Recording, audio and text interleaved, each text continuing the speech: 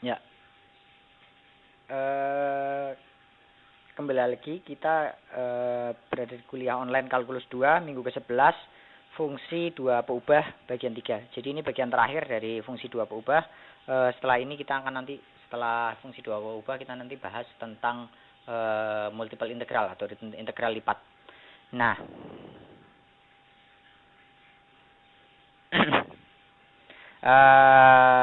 materi yang dibahas pada pertemuan minggu ke-11 ini kita ada 3 mengenai bidang tangent atau tangent plane dan pendekatannya, fungsinya tangent plane kemarin, kemudian ada nilai maksima minima dan juga metode pengalih Lagrange. Nah, bidang tangent plane atau bidang tangent ini fungsinya kalau kemarin kita gunakan sebagai mencari gradien, di sini juga sebenarnya sama untuk mencari gradien. Tapi di sini kita menggunakan, kalau kemarin kan kita lebih di 2 surface. Di surface yang ini, surface yang bentuknya yang bentuknya begini, trigonometri. Nah, kalau yang ini kita bentuknya adalah suatu bidang seperti ini. Nah, dasarnya sama sih sebenarnya. Nah, di sini misalkan kita punya surface yang dapat diturunkan pada poin P pada x, y, z. Di sini ada variabelnya 3, kalau kemarin kita cuma 2, ini variabelnya 3. Maka gradiennya bentuknya tangent plane ini. Kalau kemarin gradiennya bentuknya garis, ini sekarang gradiennya bentuknya adalah bidang. Makanya namanya bidang tangent. Nah, maka tangent plane-nya ini nggak sama dengan 0. Jadi dia punya tangent plane, kemudian dia akan tegak lurus. Logika yang sama seperti gradien kemarin, dia tegak lurus terhadap gradiennya, maka ini nanti disebut sebagai tangent plane tadi.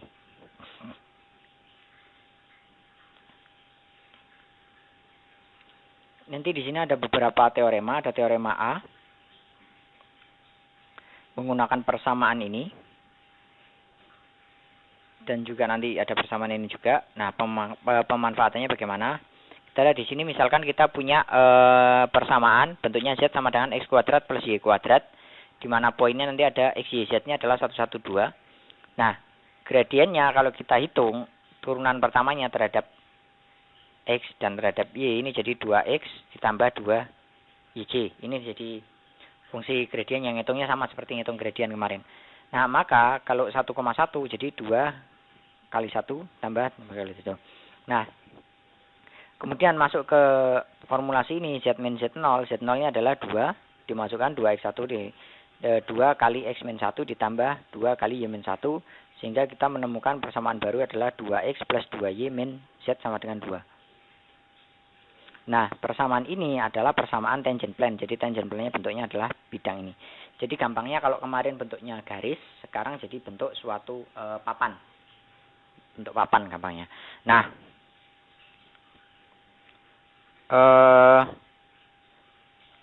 kemudian ini turunan dan pendekatannya.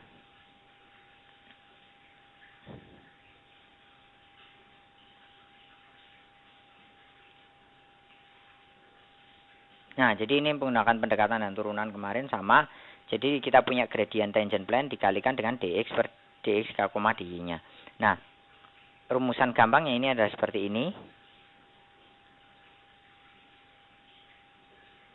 Nah, kemudian dz sama dengan turunan df xy. Ini dz, dx, dy, tangent plane-nya. Nah, gimana cara pakainya? Ini seperti ini. Misalkan z kita punya persamaan ini, hitung nilai delta z dan dz. Maka kita hitungnya begini. Nah, dz-nya pendekatannya ini dz dimasukkan nilai f 2,3 min f, perbedaannya deltanya, selisihnya antara ini dan ini adalah 0,779 sekian. Nah, kalau kita menggunakan dz, ini adalah selisih pergeseran. Ini menggunakan turunan. Nah, di sini menggunakan ini dikalikan delta x dikalikan delta y. kita ketemu 0,03 dan 0,02. Ini karena 2 dikurangi ini, 1 dikurangi ini. Nah, di sini dihitung ketemunya 0,77. Berarti dua nilai ini adalah nilai yang sama. Maka dapat dibuktikan bahwa delta Z dan DZ itu sebenarnya sama, cuma beda cara pendekatannya. Kalau yang ini menggunakan selisih ini, pergeseran, delta Z itu adalah selisih pergeseran. Misalkan kita punya kurva dari sini ke sini, ini di sini nanti muncul DZ. Nah, sedangkan DZ yang menggunakan huruf bukan delta, ini adalah gradien.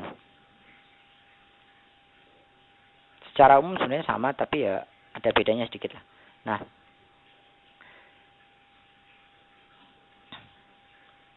kita nggak terlalu bahas banyak sebenarnya di bagian bidang tangent dan pendekatannya. Sini juga digunakan untuk polynomial function. Jadi kalau kita punya fungsi polinomial untuk 2 atau lebih, untuk menggunakan pendekatan bidang tangent ini bisa menggunakan rumusan ini, 2 ini.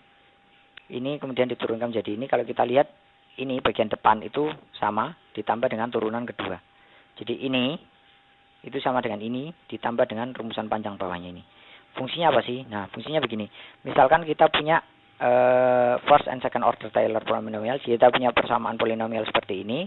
Nah, gunakan pendekatan untuk mencari nilai turunannya. Jadi tadi itu pendekatan bidang tangent dan pendekatannya untuk mencari nilai turunan. Nah, kita turunkan terhadap variabelnya mulai dari x, y, y, dan xy. Kemudian kita hitung P1 menggunakan rumus yang ada di slide 8 tadi. Dan juga P2. Nanti ketemu persamaan bahwa P1-nya itu 0, P2-nya adalah nilai ini. Nah, ketika kita masukkan 0,05 dan min 0,06, untuk P1, pendekatan P1 itu hasilnya pasti 0, karena tadi P1-nya sama dengan 0. Menggunakan P2, dimasukkan ke rumus yang kita temukan di slide ini, itu kita ketemu angkanya adalah 0,097.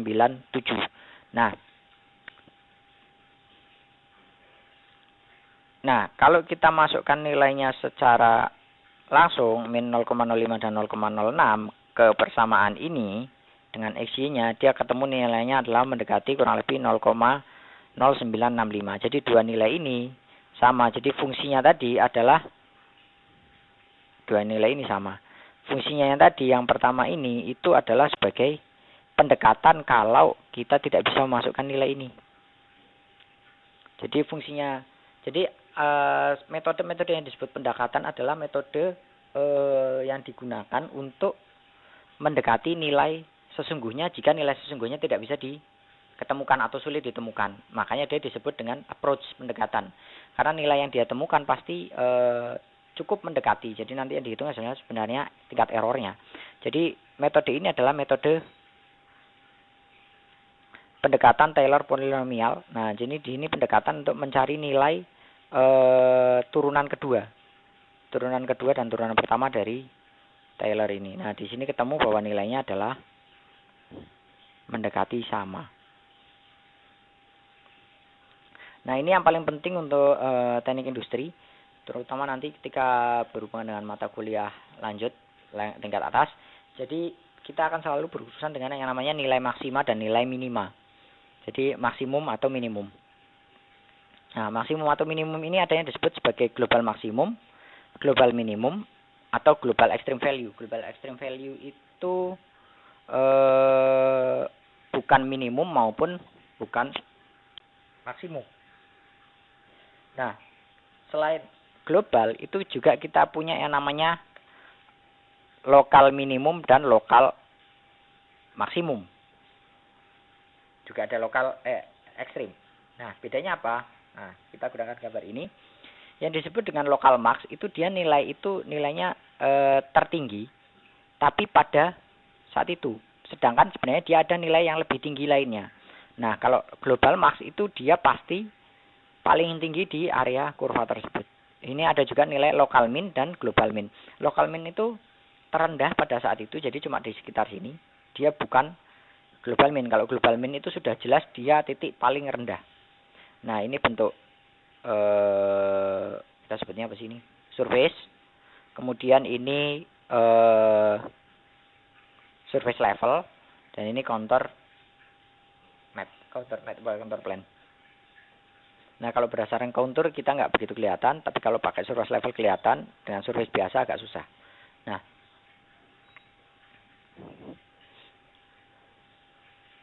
Nah, kenapa ada minimum, maksimum, dan lain-lain? Ini ada beberapa teorema dan terminologi. Jadi, ada boundary point itu adalah pojok-pojoknya dari suatu kurva. Singular point itu adalah nilai yang dia tidak bisa digambarkan di surface biasanya. Dia tidak bisa diturunkan, tidak bisa dinaikkan. Dia jadinya bentuknya cuma titik. Tidak bisa membentuk, bentuknya cuma titik begini. Tidak bisa membentuk suatu bidang atau apapun. Nah, kemudian ada stationary point. Stationary point ini yang nanti menjadi calonnya biasanya antara dia maksimum, minimum, lokal maksimum, lokal minimum, global minimum, global maksimum, ataupun dia ekstrim atau saddle point. Nah, lanjut. Critical point ini bisa jadi dia boundary point, stationary point, atau singular point.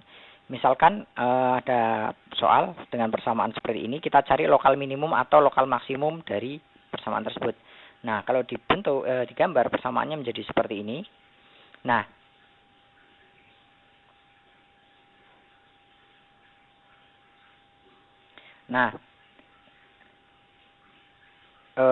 cara mencarinya, kita turunkan turunan pertama sama dengan 0, turunan pertama sama dengan 0 untuk X dan untuk Y. Turunan pertama sama dengan 0, turunan pertama sama dengan 0. Ini untuk X, ini untuk Y. Kemudian cari nilai yang menghasilkan nilai tersebut. Ditemukan bahwa titiknya itu adalah 0,0. Jadi pertama turunan pertama terhadap X sama dengan 0, turunan pertama terhadap Y sama dengan 0. Nanti ketemu angkanya, X-nya berapa, Y-nya berapa, itu adalah critical point atau stationary point-nya. Nah, kemudian nanti baru bisa dicek apakah dia minimum, maksimum, atau malah di sini saddle point. Di sini temukan bahwa dia adalah saddle point. Kenapa? Karena dia nggak naik ataupun nggak turun. Cara ngeceknya gimana? Ada caranya sebenarnya. Untuk menentukan dia, yang kita temukan tadi adalah biasanya disebut sebagai necessary condition. Jadi turunan pertama sama dengan 0 bahasanya matematik. Kalau di bahasa Indonesia disebut syarat perlu atau syarat cukup, saya agak lupa karena ada dua, syarat perlu dan syarat cukup. Tapi kalau di bahasa Inggris biasanya disebut sebagai necessary condition sama sufficient condition. Nah, yang kedua, sufficient condition ini untuk menentukan dia termasuk ekstrema jenis apa. Caranya gimana? Bisa menghitung menggunakan gradient tadi, D. Atau tangent plan tadi. Nah, di sini dihitung menggunakan D. D rumusnya seperti ini. Nanti kalau nilai D-nya dibandingkan terhadap 0, dan juga nilai turunan fxx dan fxx-nya. Jadi nanti di sini bisa dilihat apakah dia lokal maksimum, lokal minimum, atau dia justru saddle point, atau justru inklusif. Dia merupakan titik yang bukan titik apa-apa, tidak bisa diambil kesimpulan.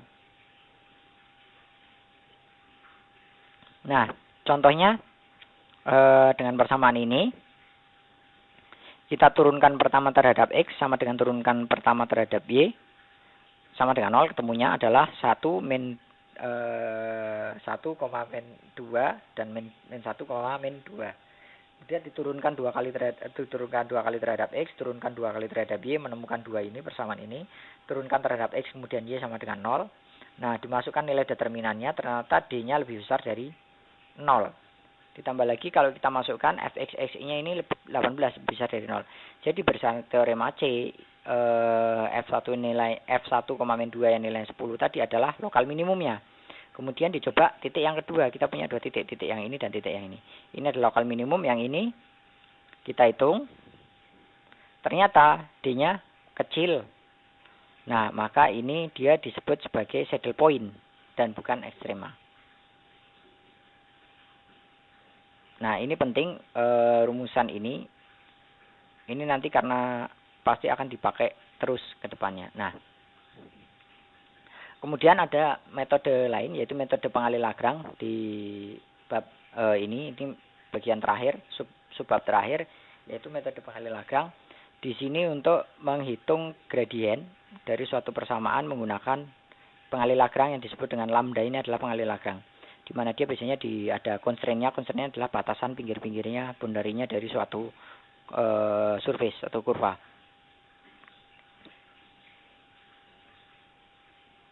Nah, ini nanti Lagrange juga menemukan titik optimumnya dia dengan di boundary, dibatasi. Misalkan ada contoh greatest area dari sebuah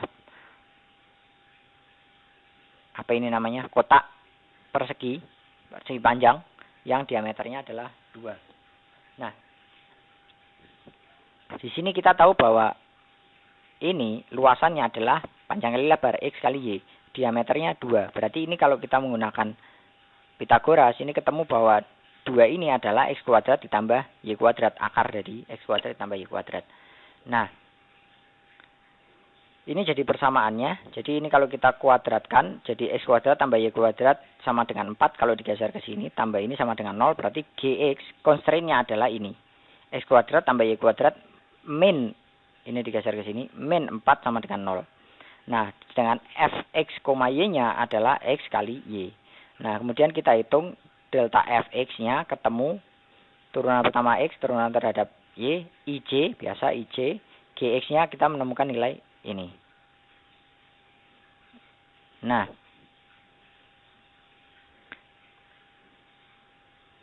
sebentar. Nah, lanjut. Menggunakan persamaan Lagrange, kita menemukan Y-nya. Delta FP, GP. Nah, persamaan Lagrange, kita ketemu Y-nya adalah lambda kali 2X, X-nya adalah lambda kali 2Y. Karena ini tadi kan delta ininya Y sama dengan 2Y, X sama dengan 2X. Kebalik, Y sama dengan 2X, X sama dengan 2Y. Kemudian GX-nya adalah ini. Nah, kalau kita kalikan, nanti ketemu bahwa Y kuadrat sama dengan X kuadrat. Maka kita temukan bahwa X-nya adalah akar 2 dan Y-nya akar 2.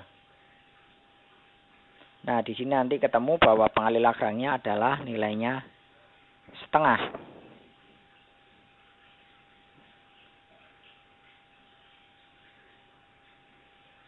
Nah, luasan besar nilai X dan Y-nya untuk luasan dengan diagonal 2 adalah ke kirinya akar 2, ke atasnya akar 2. Karena akar 2 kali akar 2 pasti nilainya paling besar adalah 2. Ini contoh yang simpel sebenarnya geometri. Nah, kalau lebih dari 2 constraint bagaimana?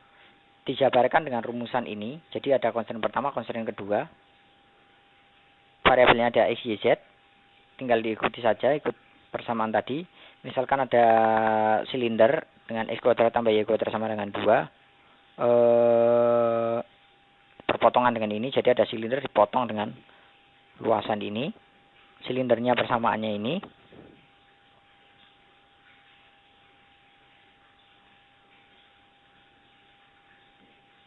Persamaan silindernya ini, persamaan plane-nya ini, persamaan umumnya ada persamaan rumusan ini. Nah,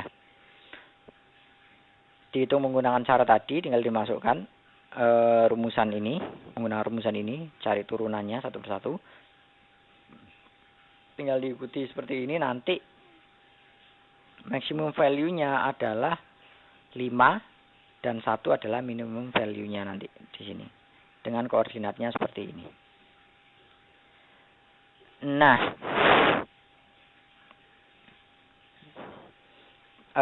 tugasnya adalah tugas problem set 12.8. Waktu pengerjaannya nanti 1 minggu.